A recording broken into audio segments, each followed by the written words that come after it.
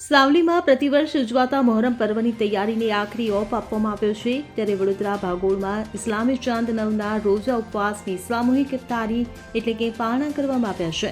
આજે વિશ્વ સહિત ભારતભરમાં અસત્ય પર સત્યના વિજય દિવસ રૂપે મોહરમ પર્વની મુસ્લિમ સમાજ દ્વારા ભારે શ્રદ્ધાભેર ઉજવણી કરવામાં આવતી હોય છે।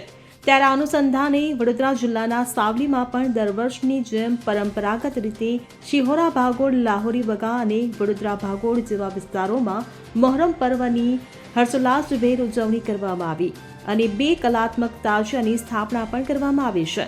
શહીદે કરબલાની યાદમાં મોહરમ મહિનાના ઇસ્લામી ચાંદ 9 અને 10ના દિવસે રોજા રાખવામાં આવે છે।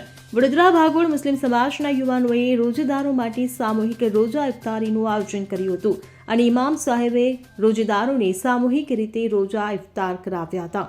પ્રતિવર્ષની જેમ આ વર્ષે પણ સાવલીમાં શિહોરા ભાગોળ, લાહોરી બગા અને વડોદરા ભાગોળ ત્રણેય ભાગોળમાં મોહરમના પર્વની ઉજવણી કરવામાં આવી રહી છે અને આજ રોજ નવમીના ચાંદ નિમિત્તે ખાસ આસુરાના રોજાના એના ભાગરૂપે આજે અહીંયા સાવલી વડોદરા ભાગોળના 9 યુવાનોએ ઇફતારીનો પ્રોગ્રામ રાખેલ છે।